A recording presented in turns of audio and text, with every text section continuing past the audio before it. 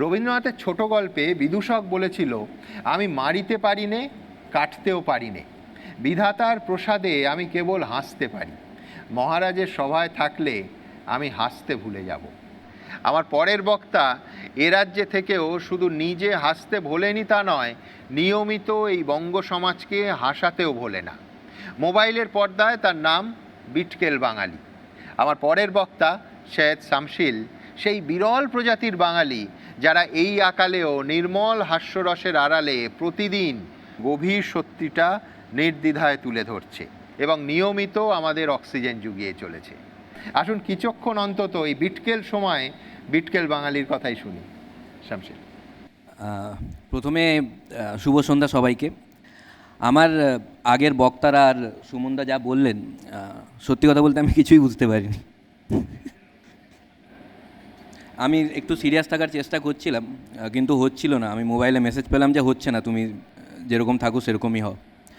আরেকটা কথা বলে দিই যে কেউ যদি এটা এক্সপেক্ট করে থাকেন যে আমি যুক্তি তর্ক করতে এসেছি, আমি তর্ক করতে পারি, যুক্তি আমার আসে না, তো এখানে ওটা হবে না আমি শুনলাম। আর এই ঝামেলার মধ্যে আমি নেই। তো এসআইআর নিয়ে আমি যদি বলি, আমার জ্ঞানে যতদূর হয়, যে কালকে সাপ্লিমেন্টারি লিস্ট প্রকাশ পেল, তো অ্যাকচুয়ালি আমার আজকে মন খারাপ, প্রচণ্ড মন খারাপ, কেননা আমার ওয়াইফের নাম ডিলিটেড লিস্টে আসেনি। এখন আমাকে অ্যাপ্লাই করতে হবে যে আমার ডিলিট কী করে হয়, জানি না কী হবে। তো আমি প্রথমেই বলে দিই যে আমি এখানে এমন একটা এক্সপেকটেশন নিয়ে এসেছি যে যাতে সবাই বলে, সবাই আমার নামই বলে এই শোয়ের পর, যে ওকে ডাকার কী দরকার ছিল। তো আমি একজন কমেডিয়ান, প্রথমে বলে দিচ্ছি, কেননা স্টেজে আমাকে কমেডি করতে দেখে অনেকে পার্টির নেতার সঙ্গে গুলিয়ে ফেলতে পারেন। না, মানে ওরকম আমি নেগেটিভলি বললাম না, আমি পজিটিভলি বললাম, কেননা অনেক নেতার আমি দেখেছি সেন্স অফ হিউমার অসাধারণ, খুবই ভালো। আমি শুধু দেখেছি যে মানে সেন্স অফ হিউমার অসাধারণ, কিন্তু জোক নিতে পারেন না, মাঝে মাঝে দেখেছি। আমি একজনকে নাম করলাম, একজন নেতাকে, যে আপনি পলিটিশিয়ান তো ঠিক আছেন, কিন্তু কমেডিয়ান হিসেবে আপনি অসাধারণ, রেগে গেছেন, বলছে সাহস কী করে হয় আমাকে পলিটিশিয়ান বলার। তো মানে এই ব্যাপারগুলো হয় আর কি। সুমনদা আমাকে বললেন যে এরকম একটা শো আছে, সামনে ইলেকশন আছে, তো ইলেকশনের ওপরে কিছু জোক লিখে নিয়ে আসবে। তো আমি বললাম জোকের ওপরে কী জোক লিখবো, আর খুব চ্যালেঞ্জিং ব্যাপার। তো অনেকে ভাবছেন যে মহাযুদ্ধের মতো একটা প্রোগ্রামে আমাকে কেন ডাকা হলো, এরকম একটা সিরিয়াস প্রোগ্রামে। হ্যাঁ, মানছি যে রাজনীতি একটা খুব গুরুগম্ভীর বিষয়, খুব সিরিয়াস ব্যাপার, কিন্তু আজকাল রাজনীতি এমন ছ্যাবলামোর পর্যায়ে চলে গেছে যে সুমনদা ভাবলেন যখন চলেই গেছে তাহলে সরাসরি ডেকে কাউকে করানো যাক। তবে অনেকে জোক নিতে পারে, আমি দেখেছি অনেকে জোক নিতে পারে। আমি কদিন আগে একটা স্ট্যান্ড আপ কমেডির শোতে গেছিলাম, ওখানে গিয়ে আমি দেখলাম যে কয়েকজন টিএমসির সমর্থক আছেন, তো আমি পারমিশন নিয়ে নিলাম পলিটিক্যাল জোক করার আগে। আমি বললাম যে আমি পার্টির ওপর জোক করতে পারি, তো ওপেন প্রচণ্ড, বলে হ্যাঁ অবশ্যই করতে পারেন, কিন্তু বিজেপি পার্টির ওপর। তো আমি বিজেপির ওপর জোক করলাম, তারপরে দেখলাম কিছুজন রেগে গেল, তখন আমি বুঝতে পারলাম আচ্ছা ওখানে বিজেপি সমর্থকও আছেন। তো তখন আমি কী করলাম, যে একটা টিএমসির ওপর জোক করলাম, একটা বিজেপির ওপর জোক করলাম। তো আমার এই জিনিসটা খুব ভালো লাগে যে যারা জোককে জোক হিসেবে নেয়। সিরিয়াসলি আমি একজনকে দেখলাম যে টিএমসির জোকেও হাসছে, বিজেপির জোকেও হাসছে, আমি অ্যাপ্রিসিয়েট করলাম। আমি বললাম থ্যাংক ইউ সো মাচ শতরূপদা। তো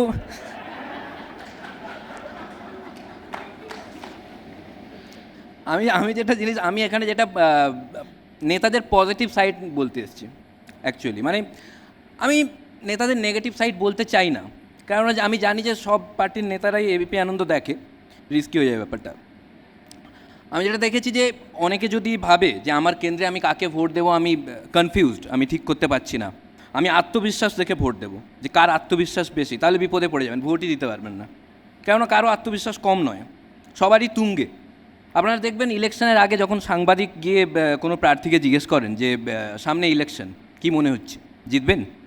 জিতে গেছি। কেউ ফিউচারে কথা বলে না, জিতে গেছি। সাংবাদিক ভয় পেয়ে যায় কি এবারে ইলেকশনের রেজাল্ট আগে বেরিয়ে গেল নাকি ইলেকশনে। মানে একটা আত্মবিশ্বাস, একটা কনফিডেন্স। আর একটা কমন ডায়লগ দেখবেন নেতাদেরকে, মানে প্রার্থীদেরকে যদি জিজ্ঞেস করা হয় যে মানে বিপক্ষ প্রার্থীর ব্যাপারে, সবাই বলছে যে ও ঘাবড়ে গেছে, ভয় হেরে যাবে না, ভয় পেয়ে ঘাবড়ে গেছে, সবাই বলছে ঘাবড়ে গেছে। বিপক্ষ প্রার্থীকে জিজ্ঞেস করা হচ্ছে, ও বলছে এও ঘাবড়ে গেছে।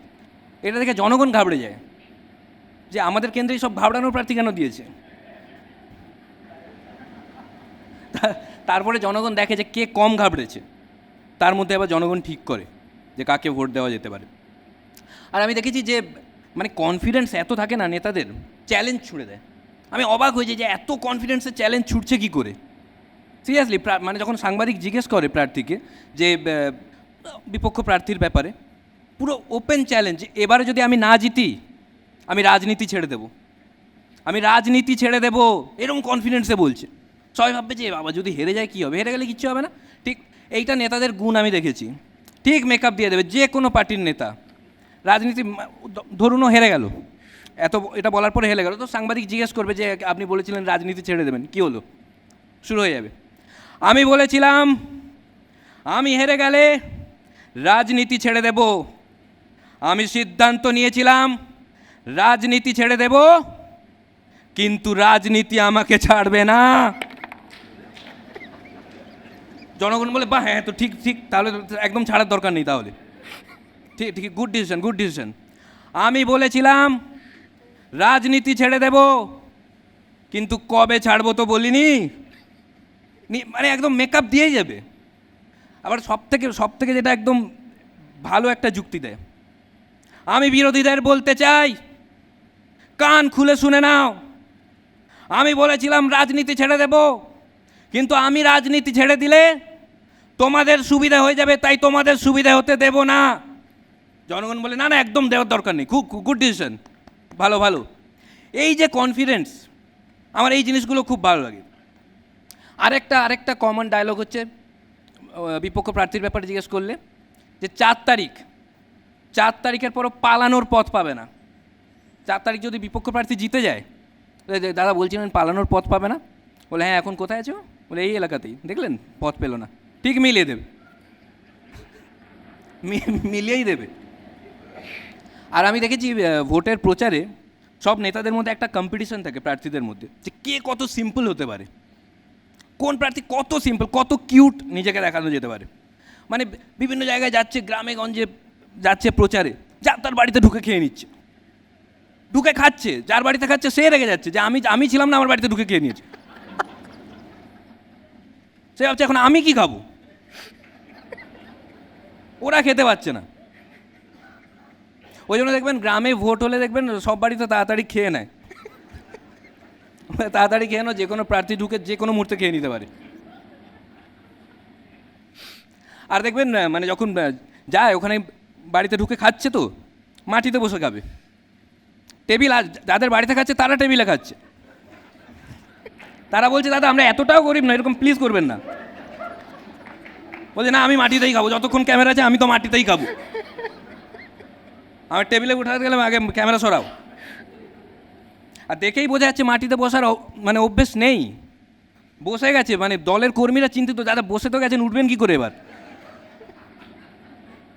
বলছে না আমি তো মাটিতেই খাবার, সিম্পল খাবারে বিশ্বাসী। বলে না আমি একটা সবজি ডাল সিম্পল। যাদের বাড়িতে খাচ্ছে তারা বলছে যে দাদা প্লিজ আপনি আগে খেয়ে নিন, আমাদের আলাদা খাবার আছে, আপনার সাথে বসে উচ্ছে খাওয়ার কোনো ইচ্ছে আমাদের নেই। আগেরবার উচ্ছে খাইয়ে দিয়েছিলেন, এখনও মুখ বেঁকে আছে, কিন্তু না বসে খাবে। বলছে না আমি আমি আমি উঠবই না, আমি এখানে বসেই খাবো। আর যেমন আমি দেখেছি মানে আমি দেখছি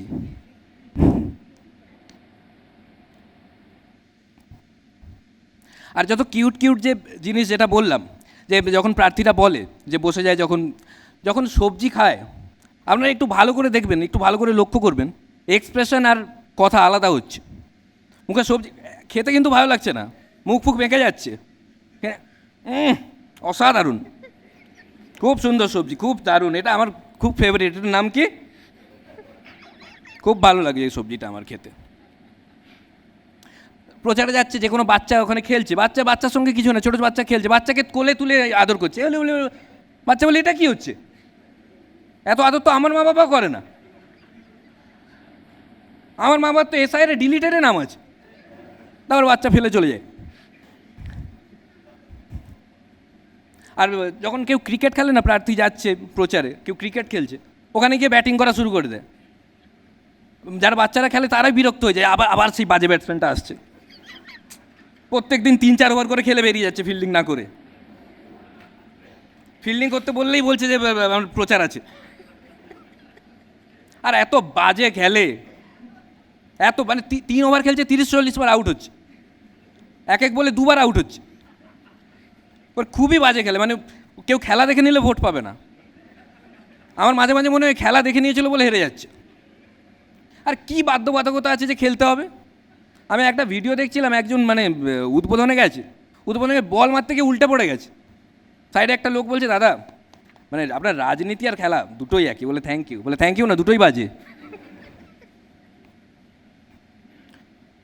আর আপনারা দেখবেন যখন টিভিতে দেখানো হয় যে এই প্রচারের ব্যাপার স্যাপার, প্রার্থীর ব্যাপারে যখন বলা হয়, আপনি একটু অন্যদিকে তাকিয়ে দেখবেন, আপনার মনে হবে না কোনো প্রার্থী পার্টির, আপনার মনে হবে যে কোনো ফিটনেস ইনফ্লুয়েন্সার ওখানে আছে, কোনো বড় নিউট্রিশনিস্ট। ভোটের প্রচারের ফাঁকে প্রার্থী কী খাচ্ছেন, কিভাবে নিজেকে ফিট রাখছেন, সারাদিন দেখাচ্ছে ভোটের প্রচারের ফাঁকে প্রার্থী কী খাচ্ছেন। আরে এত কী খাবে? দেখে মনে হচ্ছে ভোটের প্রচারের ফাঁকে প্রার্থী খাচ্ছেন না, খাওয়ার ফাঁকে প্রচার করছেন। সারাদিন খেয়ে যাচ্ছে। আর প্রার্থীরাও খুব সিরিয়াস, ভাবে যে হ্যাঁ আমার মধ্যে কিছু তো আছে। আমি সকালে হালকা একটা ব্রেকফাস্ট করে বেরিয়ে যাই। আমার মাঝে মাঝে এরকমও মনে হয় যে প্রার্থীরা যখন বাড়ি থেকে বেরোয় না সকালে, ভালো করে মাছ মাংস খেয়ে নেয়, বলে তাড়াতাড়ি খাইয়ে দাও, সারাদিন আজকে সবজি খেতে হবে। সকালে বেরিয়ে যাচ্ছে বলে আমি ব্রেকফাস্ট, একটা হালকা ব্রেকফাস্ট করে বেরিয়ে যাই, আর একটু বেলার দিকে একটা ডাবের জল খেয়ে নিই। যারা সারাদিন মানে সারা বছর যারা একটু লিটল নেওয়ার অভ্যেস আছে, তারাও এই সময় ডাবের জলে চলে আসে। আমি একটু ডাবের জল নিয়ে নিই। আমার এইভাবে চলে। আর একটু সিম্পল খাবার, মানে আমি দুপুরে একটু সিম্পল খাবার খাই, আর ক্যামেরা অফ হলে বিরিয়ানি। তো আর আমি না নেতাদের মধ্যে বাচ্চা আমি দেখেছি অনেক, মানে আমি আজকে পজিটিভ পয়েন্টগুলো বলছি, মানে নেগেটিভ আমি বলবোই না, যেটা বলবো নেগেটিভ নেই, ক্যামেরার সামনে তো নেই। তো আমি বাচ্চাদের পজিটিভ, মানে বাচ্চাদের মানে নেতাদের মধ্যে বাচ্চা মিল আমি দেখতে পেয়েছি। দেখুন আপনাদের বলে দিচ্ছি কীভাবে আপনারা রিলেট করতে পারবেন। আমি যখন ছোটো ছিলাম, অনেক বাচ্চাদের আপনারা দেখবেন যখন বাসে ট্রেনে যায় টিকিট সংগ্রহ করে। আমরা ছোটোবেলা করতাম, অনেক টিকিট জড়ো করে রাখতাম বাড়িতে, টিকিট না পেলে কাঁদতাম। নেতারাও